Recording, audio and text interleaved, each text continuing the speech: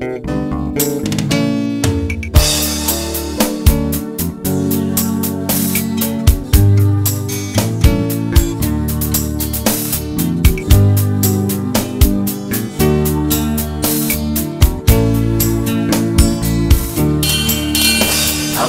à compter mes jours, je suis un pèlerin dans ce monde de tourments, je suis un passager, un jour je retournerai auprès de mon Créateur pour lui rendre compte de ma vie si-bas. La vie sur la terre est pareille à l'herbe qui le matin fleurit et le soir se flétrit. Mes jours... Chante avec nous. Jésus, mon sauveur, oh Jésus. Réalise que sans sauveur tu es perdu, sans sauveur tu es dans la perdition. Chante avec nous. Jésus de mon cœur, mon Jésus. Lèvons nos mains, commencez à chanter Jésus notre sauveur parfait. Balançons les mains s'il vous plaît. C'est pas si difficile de balancer les mains. C'est la chose la plus simple. Réalise que sans sauveur tu es perdu. C'est comme quelqu'un qui est malade et que le salut ne se présente pas à sa porte. Quel sera le sort de cette personne? Et pour nous qui étions pécheurs, oh, pourquoi pas célébrer ce sauveur parfait? Pourquoi pas chanter à la gloire de celui qui est mort pour chacun de nous sur la croix de Golgotha? Celui qui a été crucifié, celui qui a versé son sang bien-aimé, son sang précieux. Oh, son sang a coulé sur la croix pour racheter toutes les races, toutes les familles de la terre. Il n'a pas simplement racheté les noirs ni les blancs. Il n'a pas seulement racheté les juifs, mais il a racheté les gens de toute langue. Il a racheté les gens de tout peuple. Il a racheté les gens de toute tribu. Il a racheté les gens de toute nation. Oh, si tu appartiens à une nation, balance tes mains et chante cette belle chanson, Jésus le Sauveur. Il n'y a aucune église qui sauve. Il n'y a aucune dénomination qui sauve. Il n'y a aucune religion qui sauve. Mais le salut se trouve au nom de Jésus. Les religions ont dessus, mais Jésus n'a jamais dessus. Les églises ont dessus, mais Jésus n'a jamais dessus. Balance tes mains. Tu n'es pas dans une religion ce soir. Balance les mains. Jésus. Chantez avec nous. Mon sauveur, oh Jésus. Il n'est pas le sauveur de quelqu'un d'autre, c'est ton sauveur. Jésus mon sauveur, encore. Jésus, mon sauveur, oh Jésus. Encore, répondons, Jésus mon sauveur, pas le sauveur de l'autre, sauveur. Jésus, mon sauveur, oh Jésus. Si nous pouvons acclamer ce sauveur parfait cet après-midi. Si nous pouvons acclamer, bien-aimés, acclamons le sauveur parfait. Quand on parle de la perfection, le salut parfait, il n'y a que Jésus qui peut l'accorder. C'est pourquoi nous saluons son œuvre de la croix, nous le reconnaissons. C'est pourquoi nous acclamons, parce que sans l'œuvre de la croix, nous serons perdus. Nous serons tous des condamnés à mort. Bien-aimés, destinés à l'enfer, mais grâce à Jésus. Amen. Prenons place, s'il vous plaît. Je vous salue tous, chers amis, pour votre présence cet après-midi. Vous avez fait une bonne chose d'être là cet après-midi.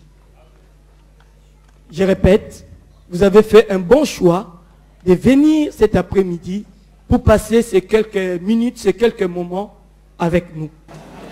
Nous ne sommes pas venus dans une église, nous ne sommes pas venus dans un rassemblement religieux, mais nous sommes venus tous ici à la rencontre de Jésus-Christ.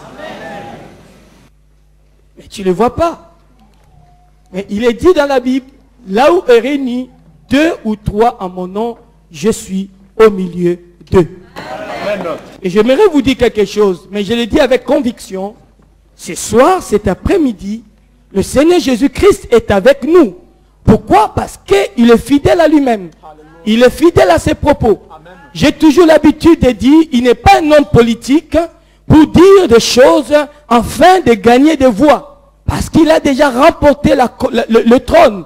Il a déjà remporté le prix. Il est déjà roi. Mais ce qu'il dit, il le fait parce qu'il est fidèle. Parce qu'il se tient dans la vérité. Alléluia. Alléluia. C'est pourquoi nous voulons encore l'acclamer très fort pour sa sainte présence au milieu de nous cet après-midi.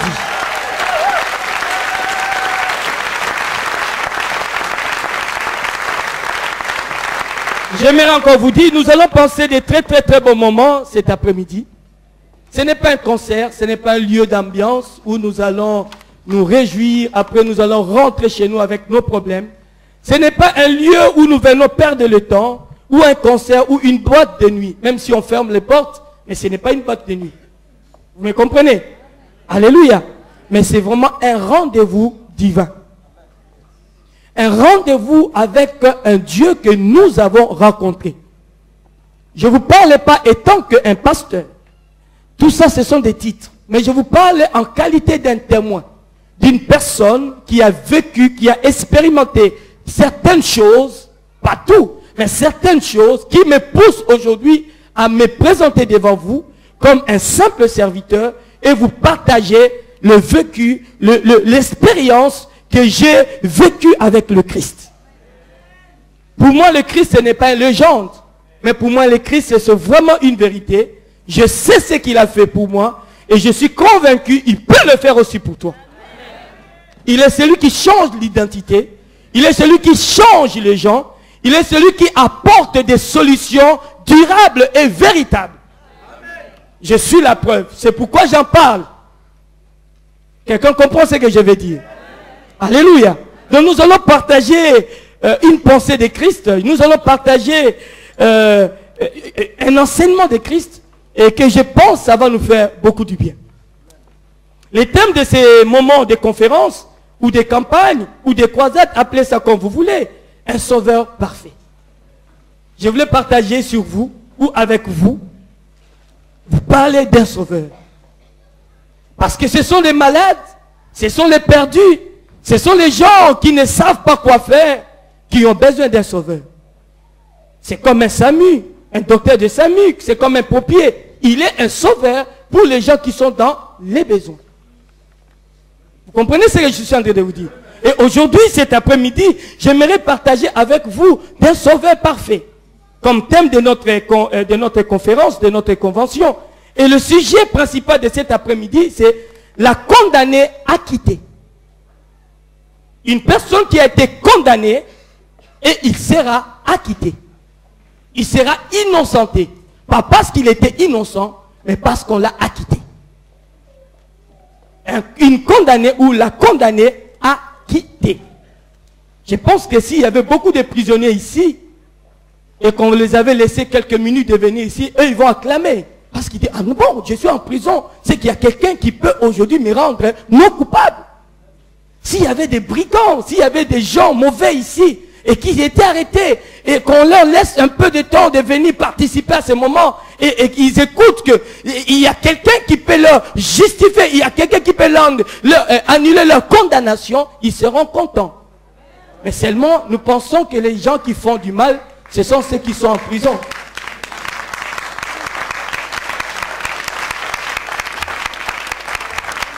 Alléluia. Amen. Nous pensons que les gens qui ont fait du mal et qui ont besoin d'être acquittés, c'est seulement des gens qui sont dans les prisons. Vous savez qu'en prison, il y a des gens qui sont peut-être mieux que nous. Seulement, ils ont commis une petite erreur et malheureusement pour eux, on les a arrêtés. Mais toi, on ne t'a pas encore arrêté. C'est pourquoi tu penses que tu n'as pas encore besoin d'être acquitté. Amen. Je ne vous juge pas, mais c'est une pensée que je partage avec vous. Pour ceux qui sont chrétiens ou croyants, le croyant utilise souvent la Bible. Et il croit que la Bible est le livre sacré ou la parole de Dieu. Et moi, comme je suis croyant, je crois réellement que la Bible est la parole de Dieu. C'est pourquoi je vais m'appuyer sur cette vérité, parce que moi, je ne suis pas la vérité. Mais je dois m'appuyer sur la vérité. Amen.